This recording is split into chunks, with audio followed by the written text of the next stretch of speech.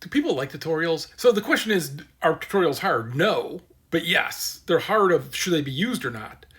And you often find the need for tutorials by playtesting. You got to playtest a ton. So like in Left 4 Dead, we put all the tutorialization in the intro movie. We do that because we figure you want to jump in with your friends and not have one of you have to, hey, we got to wait, you guys, he's playing a tutorial, right? We want to just be able to jump in. And it's a pretty simple game. But that was deliberate. But that was a bunch of playtesting to make sure that we kind of honed out all the things that you stumbled over and whatever issues or questions you had.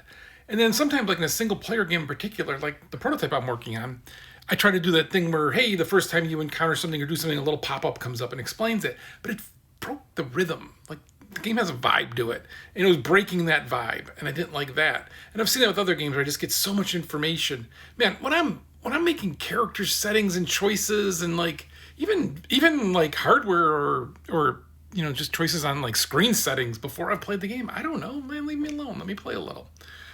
So I don't know. I go back and forth on tutorials. Like for the little single player thing I'm doing, I almost just want to ask you the very first pop-up is just like, do you want tutorials or not? I have some other gags with that.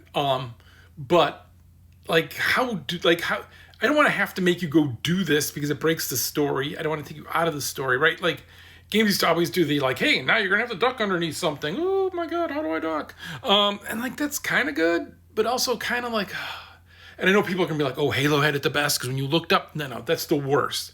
That is the worst. We stopped doing that for a reason, right? Because people make an accidental choice, or you're not moving, but you're standing still. So how you use your controller is different than when you're moving. Like there's a whole bunch of things. So be deliberate and telegraph people what you're doing.